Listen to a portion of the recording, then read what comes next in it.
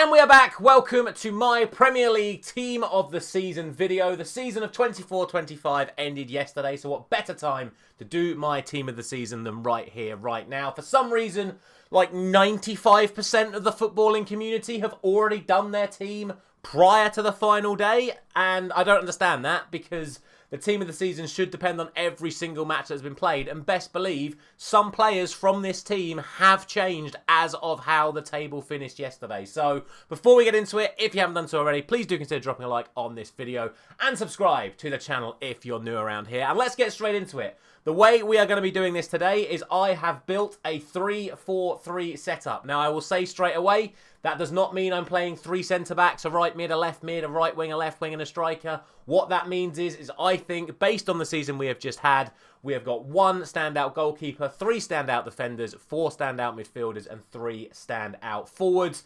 And if you want a little bonus, I will give prizes to anyone who can tell me which footballer from the Premier League I have used for the silhouette on your screen right now. A little challenge for you. Can you identify who I have used for that silhouette? Let me know down in the comment section below. However, before we actually start getting into the debates, I'm just going to put three players in straight away, and those three players are Van Dijk, Milenkovic, and Mohamed Salah. I don't think anyone is going to debate any of those players being selected in this Team of the Season. Van Dijk has been the standout defender, obviously Liverpool champions, Liverpool captain.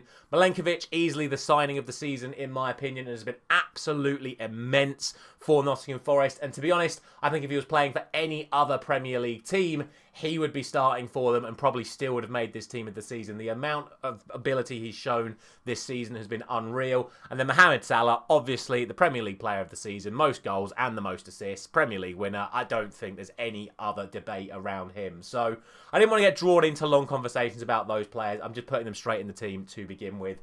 But what we can do now is we can work our way down around the rest of the team, and we will obviously be starting with the goalkeeper. Now, for me, there's only actually two players up for this, and those are David Raya and Matt Sells. Obviously, they shared the Golden Glove, which I think is an utter nonsense. There should never be a share. There should always be some sort of deciding factor.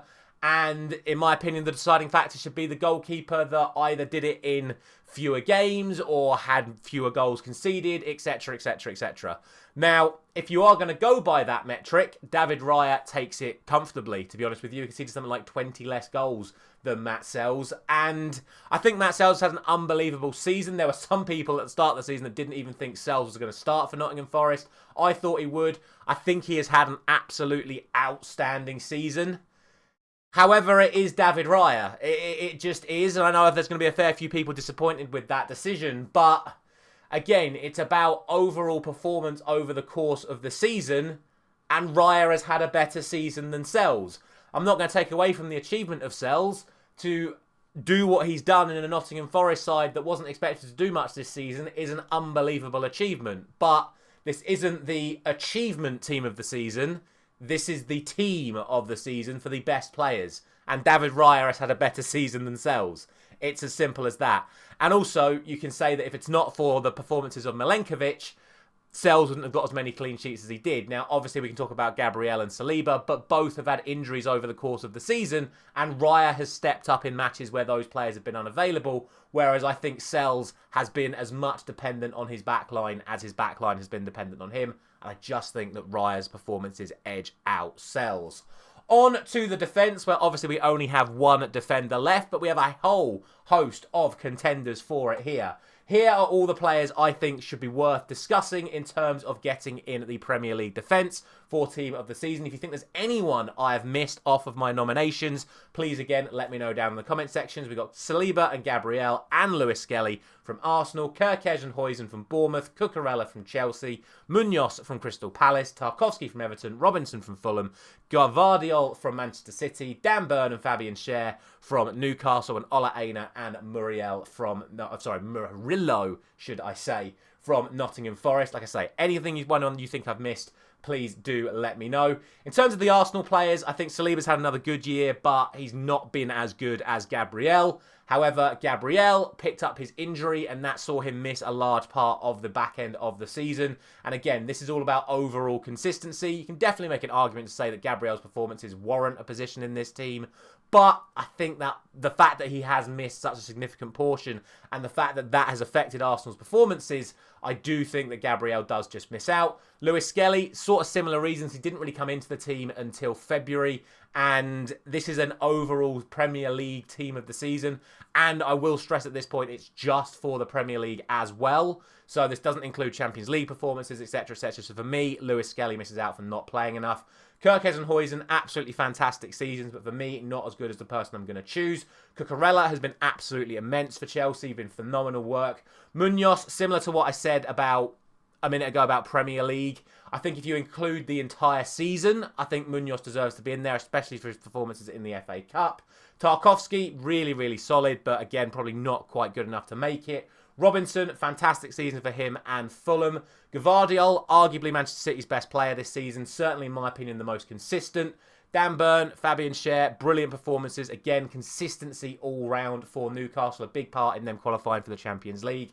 And Aina and Murillo, similar to Milenkovic, really good performances for Nottingham Forest. I think if Forest would have got into the Champions League places, possibly both of these would make a back four with maybe even Sells in goal. But sadly, they did miss out. And of course, Milenkovic, I still think performed better than the pair of them. So, one of them makes it in. And I've tried not to give it away straight away. But, in my opinion, the third best defender in the Premier League this season, this may surprise a few because all the team of the seasons I've seen so far, no one's really talked about this guy. I've gone for Cucurella because I genuinely think from the last 18 months, he's probably been the best left back in the world. I don't really know why people aren't talking about it.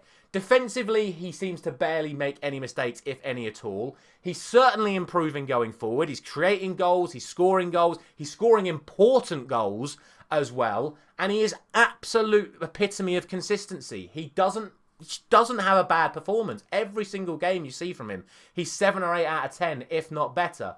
Everyone was stunned when he was playing left-back ahead of Grimaldo for Spain at the Euros. He was one of the best players at the Euros. He's taken that form into Chelsea this season, and he's been an absolute integral part of Chelsea qualifying for the Champions League this season.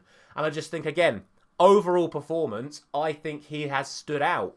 And I don't know why other people aren't saying it. Again, I think it's just because it's Chelsea. They'll look at Kerkez and Robinson and their performances at left-back for quote-unquote lesser teams. But again, I think Cucurella has performed at a better level, albeit in a better team. But again, it's about the best performances, and I think he has stood out the most. So for me, final defender is Cucurella.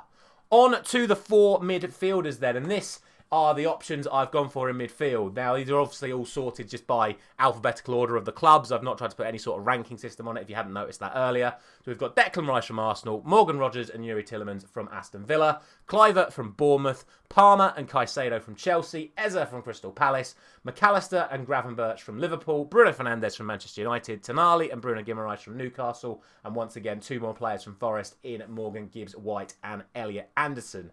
Now, before we even do anything, I'm just going to immediately put McAllister and Gravenberch in the team because, again, they were absolutely integral as to why Liverpool are Premier League champions this year. Their performances week in, week out have been absolutely phenomenal. In my opinion, these 2 players would have got in every single other Premier League team this season. Like, there's not a single player from any of the other Premier League teams where these 2 players wouldn't be playing ahead of those players in their position this season. If you disagree, let me know down in the comments. And again, if you think I'm missing anyone from the nominees, let me know down in the comment section. But for me, Gravenberch and McAllister are automatically in my team of the season. They're the Premier League champions for their performances, and I just think they absolutely deserve it. Then you sort of got to break down everyone else. In terms of output, incredibly, Cole Palmer is still the highest output player from any of these players in the Premier League this season. If you want to go on actual all competitions, Bruno Fernandes is the highest output. Only Mohamed Salah has more goal contributions than Bruno Fernandes in all competitions this season. But again, this is purely Premier League. So Bruno isn't actually getting anywhere near my Premier League team of the season. His Europa League performances really carry his stats this season. Again, if you want to talk about output, the likes of Eze, the likes of Gibbs-White, the likes of Morgan Rogers and Kluivert, all absolutely phenomenal. But again, not quite enough to get into the team for me. What I'm looking for here are the players that have stepped up when it matters and have contributed the most to their side reaching their goals this season, again within purely the Premier League. And if I'd have done this video before yesterday, it would have been different. But I have gone for, based on how the table is finished, for Declan Rice and Moises Caicedo. Now, Caicedo would have missed out for Bruno Guimaraes if Chelsea hadn't finished above Newcastle. But ultimately, that's how tight it was between all of these players. And there are other players as well. Like I say, you've got Rice, you've got Caicedo, you've got Tielemans, Tonali, Bruno Guimaraes, all these midfielders that have put in outstanding performances all season. Where, to be honest with you, I can't split them. I can't split them across any of it. And again, this is why it matters that it's purely Premier League. Because if you include Champions League, Declan Rice gets in easy because of his performances in Europe.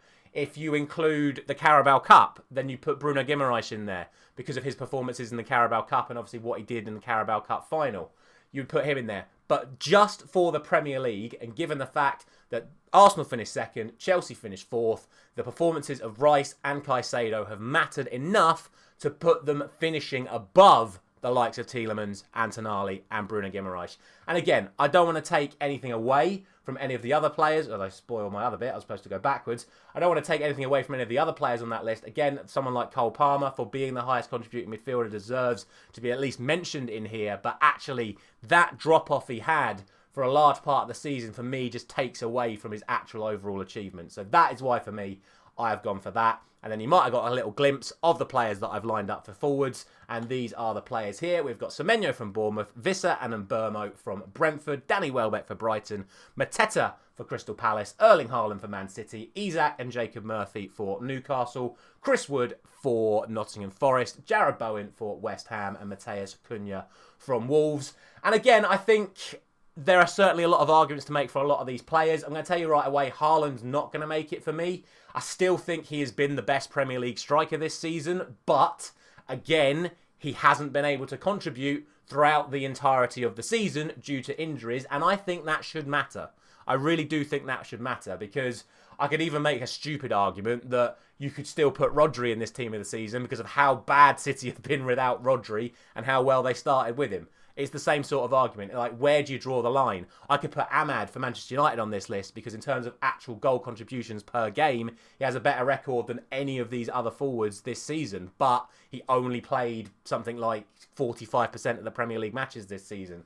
So you got to draw the line somewhere. So for me, it's about who has contributed week in, week out across the entirety of the season. And again, I think there are a lot of players that could make these forward positions. But for me, it's absolutely obvious, and that is Bryan Mbeumo and Alexander Isak, because they have contributed the most, and it has ended up meaning more for their side. Now, I think there's going to be a few people out there going, well, hang on a minute, look what Wood's done for Nottingham Forest, 20 Premier League goals, that's an absolutely unbelievable achievement. And I don't disagree, but unfortunately, Mbeumo and Isak, in terms of the numbers, have outperformed him. Therefore, they have contributed more. Therefore, they have had better seasons as forwards than Wood have. I don't want to take anything away from him. Qualifying for Europe, brilliant achievement for Wood. But I still think the numbers that Mbeumo and Isak have put out deserve to be mentioned. Now, obviously, that is the end of the team. And there's going to be some people going, how have you not managed to get a single Manchester City player in there, considering that Manchester City ended up finishing third? And the answer is, the only one that really played enough was Gvardiol. And I mentioned him, but I don't think his performances were on the level of Cucurella's. I really don't. I think he's just been absolutely solid. He's been Manchester City's most consistent player, but I just think performance-wise, Cucurella did better. And I've mentioned already that Haaland probably would have been in there if he'd have played the entire season, because if he had played the entire season, I imagine the likelihood is his numbers would have been better than Isak's and better than Mbeumo's, and he would have been in the Premier League team of the season. So that's the way I see it. To round off the video, a couple more notes to make. My player of the season and young player of the season. Player of the season, again, is pretty obvious. We all know it's going to be Mohamed Salah. Young player of the season comes down to two players. Again, it's from the team that I've already built. It's either Gravenberch or Caicedo. But again, the reason I put Gravenberch in the team straight away is because I just think the pair of them in Gravenberch and McAllister are irreplaceable in any Premier League team this season. I think they would get in. So for me, your player of the season and young player of the season are Mohamed Salah and Ryan Gravenberch. And then finally, the manager of the season, to round it all off, I put it down to four people. We've got Thomas Frank from Brentford, Arne Slot from Liverpool, Eddie Howe from Newcastle, and Nuno from Nottingham Forest. And look, That way Brentford have finished this season, absolutely, or even not even finished the season, had this season, unbelievable. I had Brentford to finish, I think, 17th. To finish in the top half is incredible for them. Arne Slot, first season in the Premier League, to win the Premier League, outstanding. Eddie Howe to bounce back from a disappointing, shall we say, season last season, to get Newcastle back into the Champions League this season, and to win a Carabao Cup, outstanding. But again, we will stress that this video is purely based on Premier League performance. It's why Glasner is not there, because I think his FA Cup achievement deserves a mention, but it's purely Premier League here. And of course, Nuno to get Forest back into Europe from a position where they were almost relegated last season, I think is another outstanding one. And I think, again, if they'd have got into the Champions League places, I think Nuno would be winning this. But for me, as much as it pains me to say it, it is Arne Slot. You don't just come into the Premier League and win it at the first time of asking and don't get the recognition you deserve for it. Yes, a lot of other clubs had a massive drop-off this season, but that's not his fault. He came in, he inherited Jurgen Klopp's team, he changed their style of play, he adapted his style of play within matches, and he is probably the biggest reason why Liverpool are the Premier League champions this season, because even when other sides drop off, you've got to step up, and he has stepped up as Liverpool's new manager, and he's put them in a position whereby it looks like they're going to have another insane summer window here with the likes of Wirtz and Frimpong and Kirkej coming into the club to try and bolster them, to make them arguably the favourites for next season as well. So that is it. That is my Premier League team of the season. If you agree or disagree, let me know down in the comment section below. Thank you very much for watching as always. I'll see you tomorrow for my Europa Conference League final prediction. I'll see you there.